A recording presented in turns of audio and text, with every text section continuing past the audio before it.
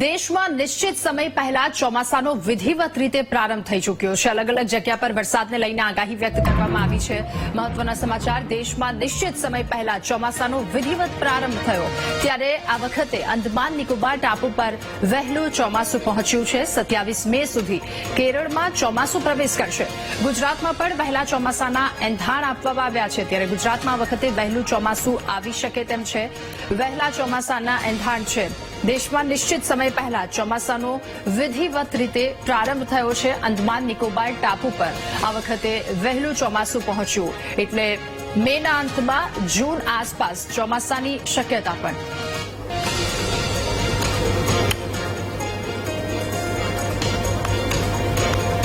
ये जो monsoon onset होने का जो पूर्वानुमान दिया गया है केरला में 27 मई तक दिया गया है। इसमें मॉडल एरर +- 4 डेज है। अर्ली ऑनसेट का तो अभी पूर्वानुमान दिया गया है। इस हिसाब से मतलब प्रोग्रेस करें तो गुजरात में भी अर्ली आगे हम अपडेट करेंगे। तो अंदमान निकोबाરમાં આ વખતે ચોમાસું બેઠું છે। દેશમાં નિશ્ચિત સમય કરતા પહેલા ચોમાસું વહેલું આવ્યું છે। અંદમાન નિકોબાર ટાપુ પર આ વખતે વહેલું ચોમાસું તો 27 મે આસપાસનો સમય આપવામાં આવ્યો છે કે જ્યાં સુધીમાં કેરળમાં ચોમાસું પ્રવેશ કરશે, અને આ સાથે ગુજરાતમાં પણ વહેલું ચોમાસું આવી શકે એ પ્રકારના એંધાણ વ્યક્ત કરવામાં આવ્યા છે। દેશમાં નિશ્ચિત સમયમાં અંદમાન નિકોબાર ટાપુ પર વહેલું ચોમાસું પહોંચ્યું છે, ત્યારે 27 મે સુધી કેરળમાં ચોમાસું આ વખતે પ્રવેશ કરશે, તેને લઈને આગાહી વ્યક્ત કરવામાં આવી છે। હવામાન વિભાગ દ્વારા આ વાત કહેવામાં આવી। ગુજરાતમાં પણ વહેલા ચોમાસાના એંધાણ વ્યક્ત કરાયા છે।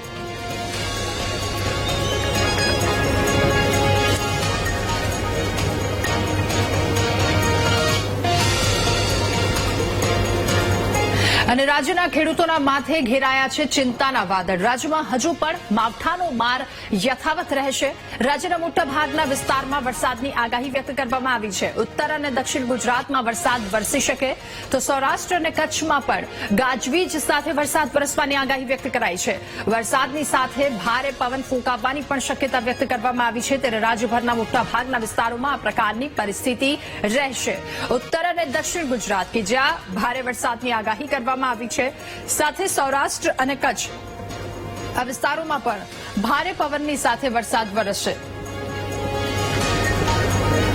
इसका जो फोरकास्ट है, आने वाला अगले 7 दिन तक आइसोलेटेड जगह में रेन थंडर शावर का प्रोबेबिलिटी है, बहुत गुजरात रीजन और हमारा जो सौराष्ट्र कच्छ रीजन में। और इसमें जो डिस्ट्रिक्ट आज डे 1 में हमारा आ रहे हैं, mainly all southern district of Gujarat region, और जो नॉर्थ गुजरात रीजन की जो ईस्टर्न डिस्ट्रिक्ट्स है, साबरकांठा से लेकर माहीसागर तक जो डिस्ट्रिक्ट्स है, इसमें आइसोलेटेड जगह में रेन थंडर शावर का प्रोबेबिलिटी है। और जो सौराष्ट्र कच्छ की जो दक्षिणी जिला है, उसमें भी आज रेन थंडर शावर का वार्निंग है। और अगले आने वाले 7 दिन तक आइसोलेटेड जगह में बहुत गुजरात रीजन और सौराष्ट्र कच्छ में रेन थंडर शावर का वार्निंग दिया गया है। इसमें जो वेदर सिस्टम अभी परसिस्ट कर रहा है, ये पूर्व मध्य अरेबियन सी एडजॉइनिंग उत्तर पूर्व Arabian sea of Gujarat, south Gujarat coast और नॉर्थ कोंकण कोस्ट के पास एक अपर या साइक्लोनिक सर्कुलेशन परसिस्ट कर रहा है अबव मीन सी लेवल 1.5 किलोमीटर अबव मीन सी लेवल।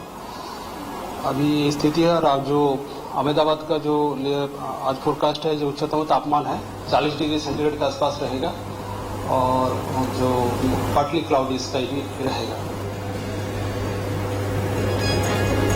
તો વરસાદને લઈને આગાહી વ્યક્ત કરવામાં આવી છે। એ પ્રકારે દાહોદ જિલ્લામાં વરસાદી વાતાવરણ, લીંબડી સહિત આસપાસના વિસ્તારોમાં વરસાદી વાતાવરણ છે। વરસાદ શરૂ થયો, ભારે ગાજવીજની સાથે આ વિસ્તારોમાં વરસાદ વરસી રહ્યો છે। કાળઝાળ ગરમીની વચ્ચે વરસાદ વરસતા ઠંડક પ્રસરી છે, ત્યારે કમોસમી વરસાદના કારણે પાકને નુકસાન પહોંચે તેવી ભીતિ પણ ખેડૂતોને સતત સતાવી રહી છે।